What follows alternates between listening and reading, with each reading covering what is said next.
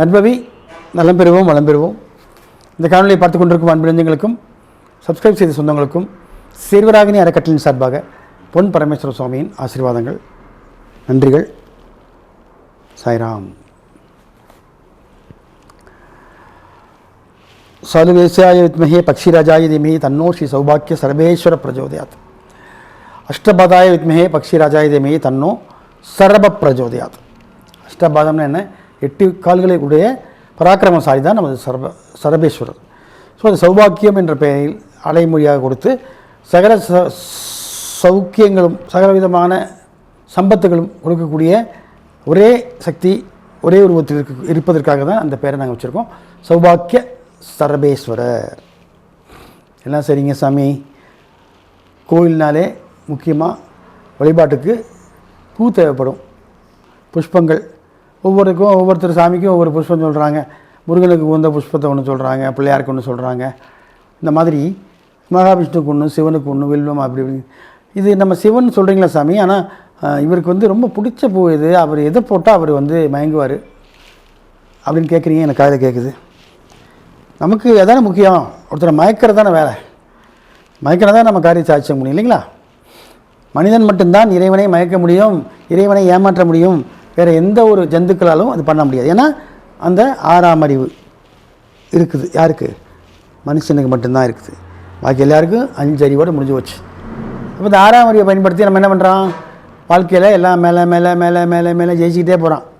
அதே 6ஆம் அறிவை பயன்படுத்தி அவன் முக்தி அடைய முடியும். ஆனால் பக்தி செய்கிறான், பக்தியை தாண்டி முக்திக்கு போக முடியல.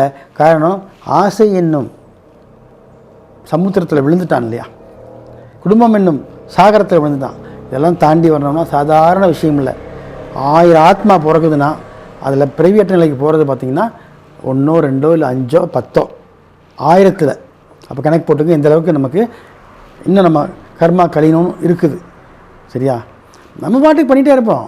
ஆடுற ஆட்டத்தை ஆடுவோம், பாடுற பாடத்தை பாடுவோம், அடிக்கிற அடி அடிப்போம். நமக்குன்னு கணக்கு வரும்ல, அப்போ பார்த்துக்கலாம், விடுங்க. உண்மைதான். எதுவுமே அவங்களாகவே மாறணும். திருடனாய் பார்த்து திருந்தாவிட்டால் திருட்டை ஒழிக்க முடியாது, அப்படிதானே? அப்போது நமக்குள்ள ஒரு எண்ணம் நம்ம தப்பு பண்ணுறோம், அப்படி பண்ணக்கூடாது அப்படின்னு அவன் மாறினா அவனுக்கு பெருவேற்ற நிலைக்கு போகலாம். அவனுக்கு தேவையில்லை பெருவேற்ற நிலை பற்றி. எனக்கு என்ன அடுத்த இந்த ஜென்மத்திலேயே நான் எத்தனையாக இருக்குது, என் அடுத்த பிறவிக்கு இப்போ என்னங்க அவசரம்? அப்போ பார்த்துக்கலாங்க. இப்போ நம்ம செய்வோங்க, தப்பை செய்வோம், அதுவும் மாறும். அனைத்துமே மாறுதலுக்கு உள்ளது தான். அதுதான் உலக நியதி. நிலையில்லாமல் சுற்றி கொண்டிருக்கும் பூமி, நிலையில்லாமல் சுற்றி கொண்டிருக்கும் மனிதனுடைய எண்ணம், நிலையில்லாமல் சுற்றி கொண்டிருக்கும் இந்த எல்லாமே எதுலேயுமே நிலை இல்லையே. தறி கட்டி சுற்றிட்டு இருக்கிறோம். அப்போ தறி கட்டி சுற்றக்கூடிய அந்த சுழற்சி எப்போ நிற்கிதோ அப்போ தான் அவனுக்கு முக்தி. சாமி ரைட்டு சாமி, புரியுது சாமி, எனக்கு அதெல்லாம் இப்போ வேணாம் சாமி, எனக்கு வருமானம் வேணும், எனக்கு எங்கள் குடும்பத்தை நல்லா பார்த்துக்கணும், எல்லோரும் என்னை பார்த்து சல்யூட் பண்ணணும், இதுதான் எனக்கு வேணும். அதுக்கு என்ன சொல்லுங்கள்? சொல்லிடுறேன். மக்கள் தோண்டே மகேசன் தோண்டு, அதுதான் நாங்கள் உட்காந்துருக்குறோம். சரபேஸ்வரர் என்ன பண்ணால் மயங்குவார்னு சொல்லிவிட்றேன், அதை செஞ்சுருங்க. சரபம் என்ன சொல்லக்கூடிய இந்த சௌபாக்கிய சரபேஸ்வரர் எதுக்கும் மயங்க மாட்டார். உண்மையான அன்புக்கும் பக்திக்கும் மட்டும்தான் மயங்குவார். என்ன சாமி சொல்கிறீங்க? அப்போ நாங்கள்லாம் கோயிலுக்கு வர்றது உண்மையா இல்லையா? எனக்கு தெரியாது. நீ உண்மையாக வரையா, நீ உண்மையாகவே பக்தி செலுத்துறியான்னு அவருக்கும் உனக்கும் உள்ள கனெக்ஷன். அன்பு என்ற புஷ்பத்தை சாற்ற வேண்டும். அன்பு என்ன? அந்த உண்மையான அபிப்பிராயத்தோடு அவருக்கு என்ன பண்ணணும்? மாலை கட்டி சாத்துங்க. அன்பை எப்படி மாலை கட்டுறது? உண்மையாக இருக்கணும், வேறு ஒன்றும் அவர் கேட்கல. இங்கே ஒன்று சொல்லிவிட்டு வெளியே ஒன்று சொல்லக்கூடாது.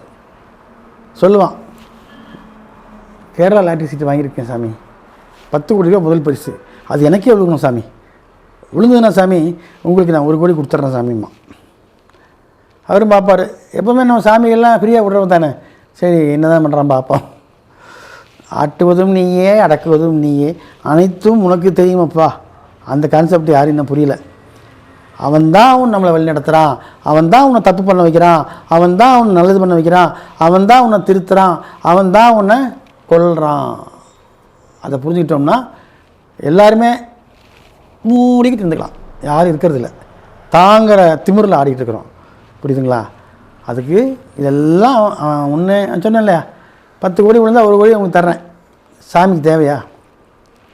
10 கோடி அவர் கொடுக்கணுமா, நீ 1 கோடி அவருக்கு பிச்சை போடுறியா? சரி பரவாயில்லப்பா அப்படின்னு அவர் ஓகேன்றவர். அதே மாதிரி பரிசு விழுந்துடும், 10 கோடி விழுந்துடும். விழுந்தோடனே நினைப்பா, ஐயோ 10 கோடி நமக்கு விழுந்துருச்சே, அத்தனை காசையும் நமக்கு பிடிச்சி பேங்க்கில் போடணுமே, நம்ம நேராக கொண்டு லாட்டரி சீட்டு கொடுத்தோம்னா அதுக்கு இது வரி கிரியெல்லாம் பிடிச்சிக்கிட்டு ஒரு 6 கோடி தான் தருவான். ஆசையப்பார், வெறும் 500 கொடுத்து டிக்கெட் வாங்குறான், 10 கோடி விழுந்ததில் 6 கோடி கிடச்சா பார்த்தா 10 கோடி வேணுங்கிறான். அப்போ என்ன பண்ணுவான், போய் மாட்டுவான், எங்கேயாவது பிளாக் மணி இருக்கணும் கொடுத்து மாற்றுவான், இல்லை ஏதாவது ஒன்று பண்ணி மாற்றுவான். மாற்றி கொண்டு வந்து அப்போவும் யோசிப்பான், சர்வேஸ்வரர்கிட்ட வேண்டிக்கிட்டோம்ல, அதுக்கு தெரியவா போகுது, 1 கோடி கொடுக்கணுமா, ஒன்றும் செய்யலாமே. 1 கோடி வச்சா எந்த அளவுக்கு ஒரு சூட்கேஸ் இருக்குமோ அந்த சூட்கேஸை வாங்கிக்கலாம்.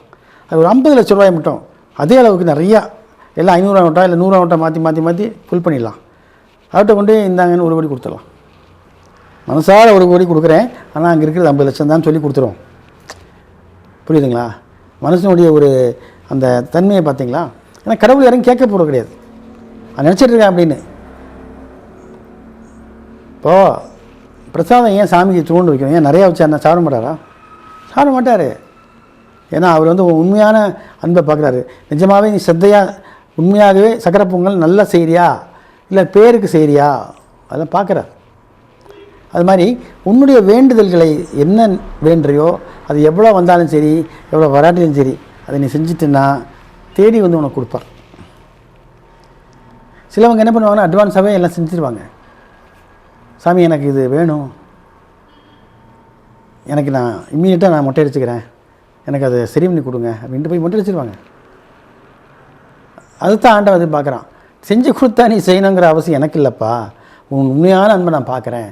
அப்போ நீ என்ன பண்ணுற, 1 கோடி கொடுக்கணும்னு நினச்சியா, என்ன கொடுத்துரு, அதுக்கப்புறம் ஆட்டோமேட்டிக்காக தேடி வரும். இல்லையா வேண்டிக்காத, பேசாமல் இருந்துக்கும். அவர் கேட்கலையே உன்னை காசு, என்ன சொல்ல வரேன்னு புரிஞ்சுக்குங்க. சப்ஜெக்ட் இல்லாமல் சம்மந்தம் இல்லாமல் நான் போகலை. என்ன பூவை போட்டால் நான் உனக்கு அடிமையாவேன்னு கணக்கில் சொல்லியிருக்கிறாங்க, அதையும் சொல்லிடுறேன். அடிமையெல்லாம் ஆக மாட்டாங்க. என்ன கொஞ்சம் மகிழ்ச்சி அடைவார், பரவாயில்ல வெறுங்கை வீசிட்டு வராமல் குழந்தைக்கு பிஸ்கெட் வாங்கிட்டு போகிறோம், ஒரு கடை வீட்டுக்கு போகிறோம், ஒன்றும் இல்லாமல் கை வீசிட்டு போனால் குழந்தைங்க மேலேங்களையும் பார்ப்போம், என்னடா ஒன்றும் வாங்கிட்டு வரலன்னு சும்மா ஒரு 10 ரூபாய்க்கு பிஸ்கெட் வாங்கி கொண்டு கொடுத்துட்டு பாருங்க, ரொம்ப சந்தோஷப்படுவாங்க. அது மாதிரி இவருக்கு உகந்த புஷ்பம்னு பார்க்கும்பொழுது இவன் சிவனுடைய அவதாரமாக இருப்பதனால், நல்லா புரிஞ்சுக்கங்க, சிவனும் சக்தியும் இணைந்த ரூபமாக இருப்பதனால், நல்லா புரிஞ்சுக்கங்க, சிவனும் சக்தியும் இணைந்த ரூபமாக இருப்பதனால் இவருக்கு உகந்த ஒரு இலை தழை தான், அப்புறம் தான் புஷ்பம். மறிக்கொழுந்து, நல்லா நோட் பண்ணிக்கங்க, அண்டர்லைன் பண்ணிக்கங்க.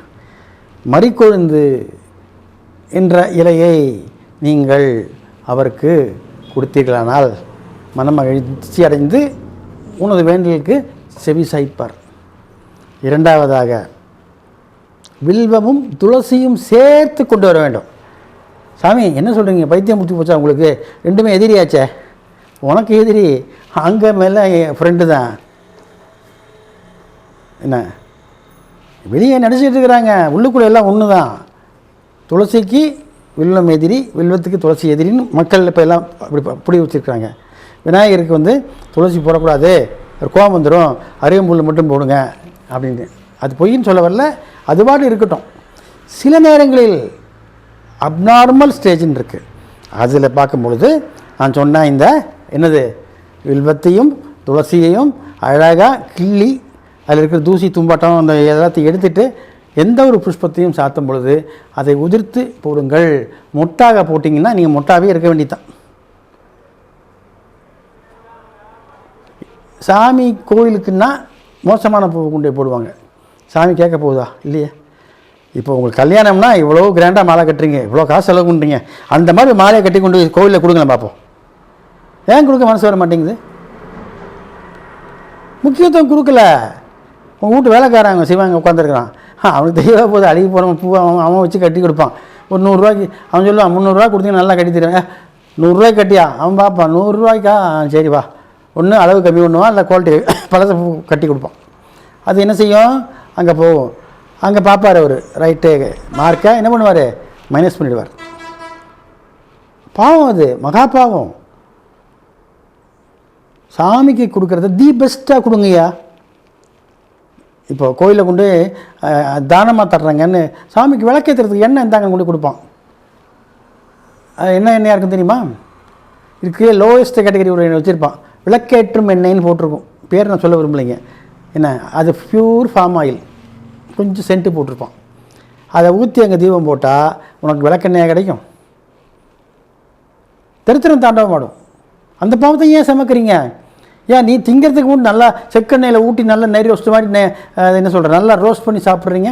சுத்தமான பசுனை கொடுங்கன்னு வாங்கி ஊற்றி சாப்பிட்றீங்களே, அதை மாதிரி செய்யுங்க. சாமிக்கு செஞ்சீங்கன்னா உடனே நீங்கள் சொல்கிறது அதுங்க அதில் சாமி எனக்கு கொடுக்கட்டும், நான் செய்கிறேன். ஏன் நீ செய்ய அவர் கொடுக்குறதா இல்லைன்னு பார்ப்போம். நீ செய்ய, தரமாக செஞ்சு பார், அவர் தரமாக உனக்கு கொடுப்பார். அந்த நம்பிக்கை உனக்கு முதல்ல கொண்டு வரணும். அப்போ தான் வாழ்க்கையில் உருப்பிட முடியும். ஸோ இந்த புஷ்பங்கள்லாம் சொல்லிட்டேன். என்னென்னு இன்னொரு புஷ்பம் இருக்குது. சரபேஸ்வரரை பொறுத்த வரைக்கும் செந்நிற பூக்கள் எதுவாக இருந்தாலும் ஏற்றுக்கொள்வார். செந்நிற பூக்கள்லாம் என்னது?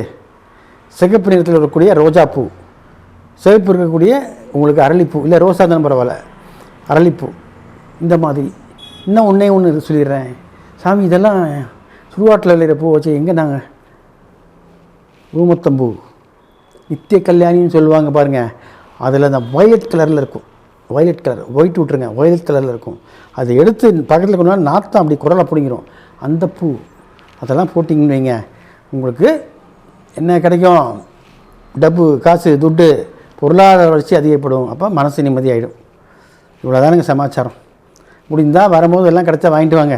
நம்ம சௌபாக்கிய சர்வீஸுக்கு போடலாம், போட்டு டெஸ்ட் பண்ணி பார்ப்போம் கிடைக்குதா இல்லையான்னு. சரிங்களா? இன்னும் சந்திப்போம். சந்தோஷம். சாய்ராம். நற்பவி.